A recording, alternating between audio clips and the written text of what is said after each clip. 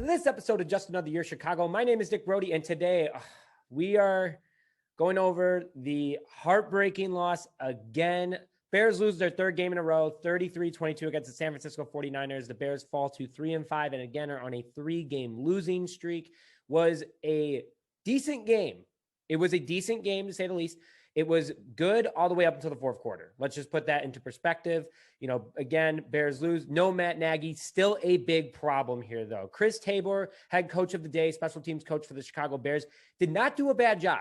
I'm just going to put that out there. He did not do a bad job preparing for this game. He had a week, not even a week to do so, but he still is not the answer for the Chicago Bears. So overall, before we jump into it, we'd like to thank our sponsor, Stupid Car Tray. Hurry over to www.stupidcartray.com. Link will be in the description for spooky free fast shipping that ends today at 11:59 p.m. Central Time. So head over there today and make sure that you use code JAY16 to get 16% off also your order. So make sure you get a deal. It's great for putting it on the couch, great for putting it in your car, keeping pizza flat, and anything else that you may need. So let's jump into it about the Chicago Bears today.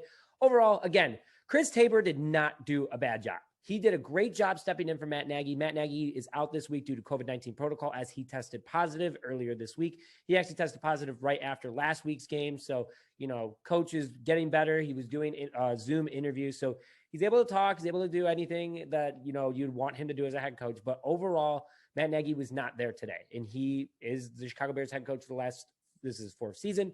And, you know, they only had a couple days for Chris to really get that full role. Chris is very involved with the team overall, that he said in an interview earlier this week, but it's still not the head coach of the Chicago Bears.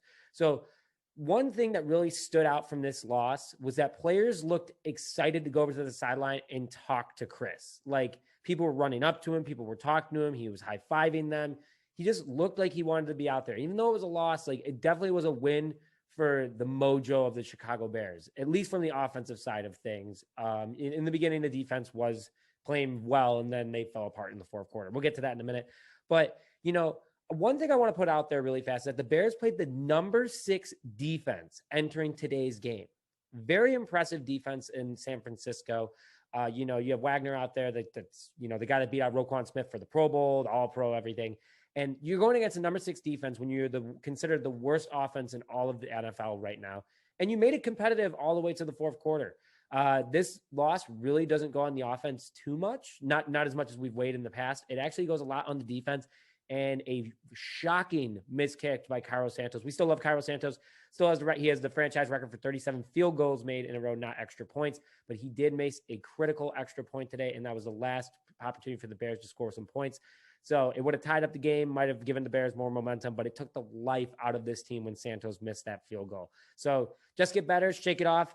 You know, again, one of the best kickers in the last decade for the Chicago Bears. It was just, I kind of had that feeling of, you know, PTSD in regards to the Cody Parkey 2018 double doink. So it was crazy. But Justin Fields, so we're still in the overall, like, Justin Fields looked good out there today. He was running for his life. As always, this offensive line is just not doing what it has to do to help him out, specifically the tackle position. But he looked confident. He was slinging the ball. He wasn't doing a lot of deep plays, though, and that's not on Justin Fields. That's on the play caller. And Bill Lazor, this was his time to shine and prove to the Chicago Bears, listen, this is exactly what I can do, can improve the team. Wasn't working out so hot today. So Matt Nagy and his staff are the issues of what's going on with the Chicago Bears. The talent is mainly there. Yes, you have the offensive line issues, but defensively, you have a very talented team. Offensively, you have a lot of weapons. You have a lot of young weapons. You have a dynamic young rookie quarterback. And the fact that the Bears couldn't do a lot in the second half speaks volumes that it's not just Matt Nagy causing these issues, though it does stem with the head coach. So it's who he hires. And all I'm going to say is sell everybody. Sell everyone. The trade deadline is coming up this week. Sell everybody. Get a couple good first-round draft picks or second-round picks. I don't care. Clear cap. Go into the offseason and rebuild this thing from the bottom up. It's likely that the Bears don't make the playoffs this year. Matt Nagy and Ryan Pace are going to be heading out the door. Same with they're going to clean house. So why not start it now? Sell everybody while there is some value there still. And you can get some decent capital, decent cap exposure overall. That's what I would do. So let's go to the offense really fast. Just want to give you a quick breakdown of the offense. The offense had 324 total yards today. They had 148 total passing yards, but Justin Fields was sacked 8 times. Justin Fields threw for 175 yards, but with the sacks, you take that away, 27 yards total of being sacked. Like that's, almost 3 first downs. So rushing though, the Bears did have 176 rushing yards. Fields did rush for over 100 yards because he was rushing for his life, including a rushing touchdown. The Bears average yards per play was 4.8 yards. Not too bad, but San Francisco's was 8.6. We'll get to that a little bit on the defense. So the leaders of today, Justin Fields, 19 for 27 with 175 yards, a touchdown, and a crucial interception in the fourth quarter. I would not say it's totally his fault, but the Bears were going for a risk. They were gambling. They threw it the deep shot to Darnell Mooney from Justin Fields, and it was tipped and picked off. It took the life out of everything. There was no time left. Bears had no timeouts. That was the game right there. And everyone knew it. And unfortunately, that's how it happened. But, it's good that Justin Fields is taking that opportunity to throw it downfield. And he doesn't like losing. He's never really been a losing quarterback. So this is a new thing for him. And he's still shaking it off in press conferences. I haven't watched the press conference yet because we're recording directly after the game. So Justin Fields had an okay day. Rushing, incredible. I believe he had, 103 yards. He averaged 10.3 yards per carry and a rushing touchdown. So good for him. Justin Fields had 2 total touchdowns today. Khalil Herbert was injured today, but did end up coming back and playing. He was 23 rushes for 72 yards, 3.1 yards per carry, no touchdowns. Kind of hurt a little bit. He started off rock solid, and then the San Francisco defense just kind of figured him out. So Damian Williams went out with a knee injury today. That means Ryan Null played. He had 1 rush for 4 yards. Not too bad. But the leader of the receivers today was Darnell Mooney with 6 catches, 64 yards, 10.7 yards per catch. Really good connection today between Justin Fields and Darnell Mooney. Good to see for the future of the Chicago Bears. But, man, he just can't connect with Allen Robinson. Only 3 catches for 21 yards, 7 yards per catch. They showed his stats. He has half of the targets, half of the yards, and half the touchdowns that he had last year at this time through week 7. So not good. And then on top of that, the offense started to get the tight end more involved. So that was good to see. Cole Kmet and Jesse James. Cole Kmet had 3 catches for 24 yards. Jesse James had 3 catches for 38 yards and a touchdown. Justin Fields touchdown. So good to see the connection there too. I don't think that Jesse James is the answer, but it's good to see that him and Justin Fields are doing well together. So Larry Borum came back off IR, rookie from Mizzou, 5th round pick. He did okay. He did well because he had to guard Nick Bosa, who is one of who is arguably one of the best defensive ends in all football. He's a freak of nature. He's coming off an injury, but he's coming to come back here. And he only had 1 sack on Justin Fields. Super impressive by the rookie who just came off of IR. And they're like, hey, you want to be a starter? Go ahead, get out there. So it was crazy to see. He only gave up 1 sack though. So super impressive. But the one thing that really stuck out for me, and I kind of said this earlier, was that Bill Lazor had free reins to do whatever he wanted.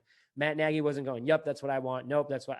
And Chris Tabor could have been doing something more like that. But overall, Bill Lazor, you had the opportunity to show everyone that Matt Nagy was the problem. And now everything's starting to look at your way and be like, you're the problem. So it looks like the Bears just don't have anyone that can call offensive plays for them right now. So, I would have Andy Dalton even do it at this point. So I know.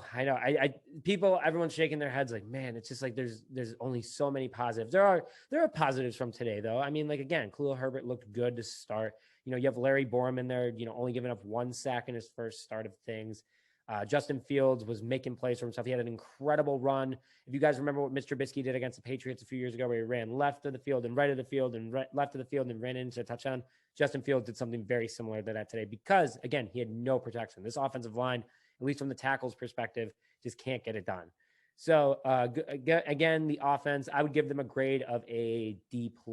It's better than the F that they've had the last couple of weeks, but they had a D+ today, unfortunately, but hopefully this game gave Justin Fields a little bit more momentum. Let's go to the defensive side of the ball today, which gets a flat out F from my book. Defense gave up a total of 467 yards, 322 of that being passing, 145 rushing yards, 8.6 yards per play on offense. Not good. San Francisco never punted the ball. They ran 54 total plays. They converted on their only 4th down, but they're only 40% from 3rd down efficiency. So it's kind of weird to see. And here's the thing is that they were on the field 15 minutes less than the Bears offense.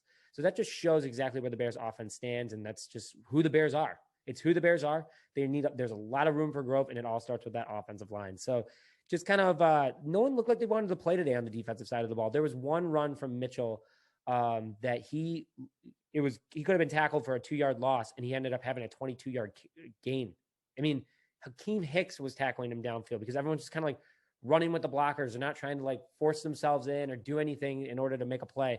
So overall, just not good from the defensive side of the ball today. No tackles, no pressure on Jimmy Garoppolo, no sacks for the Bears, who led this league in sacks at one point. Travis Gibson had a very bad game today. He was slipping.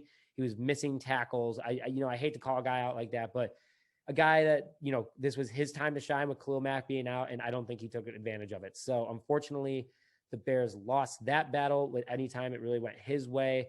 It looks like he only had, really quickly on this. I'm looking at the stats. Travis Gibson only had 2 tackles and 2 assists. So the leading tackler of the day was DeAndre Houston Carson with 6 tackles, and he was out for most of the fourth quarter after getting an injury when colliding with Jimmy Garoppolo. Roquan Smith, again, it was a weird game for him. This is the game that the guy that beat him out for the Pro Bowl and beat him up for the All-Pro level, and he only had 5 tackles today. They were good plays, but overall, Roquan Smith, it felt non-existent, and that's something that was really missing. It shows how much impact Khalil Mack has on this defense and how much game planning goes around it. So, the rookie running back on the San Francisco 49ers, and let me get his name correct for you guys. I know the last name is Mitchell, but Eli Mitchell just ran all over the Chicago Bears. Very, very respected defense, full of veterans. So you can't let that happen. And, Sean Desai, stop running zone defense. That's all I got to say. I like Coach Desai. I think he's been doing a fine job. But the last 2 weeks, a lot of zone, and it's not working for the Bears. The Bears I felt like the Niners never ran zone. And that's just how it worked out for the Niners. They were able to go out and do the plays that they wanted. And that's how every team is against the Bears, because we play so much zone. So overall, very sloppy game. There were positives, though. I tried doing my best to get them out for you guys. This is optimistic. The Bears are 3-5. They have, it's week 8. The Bears have 9 games left, so they can still turn this around. The second half of the schedule gets a lot easier for the Chicago Bears, but overall, things are not looking good. If you're asking from a fan's perspective, sell the team, rebuild this thing right, rebuild the team around Justin Fields, be competitive in a few years. You went to the playoffs 2 of the last 3 years, and I accept that. That's fun Bears football. But then how Bears football is, we have to wait another couple of years in order for them to be competitive again. So Bears lose 33-22, 3-5 now on the season. They were 3-2 a couple of weeks ago after the Raiders. Everyone thought things were turning around. Bears take on the Pittsburgh Steelers next week in Pittsburgh. It's going to be an interesting game. That's for sure. So with that, rough Sunday, folks. Go get your Illuminati's pizza. Eat it off. It happens. Just another year Chicago. That's all we got to say. But with that, thank you very much for joining this episode of Just Another Year Chicago. My name is Nick Brody, and we will see you guys next time.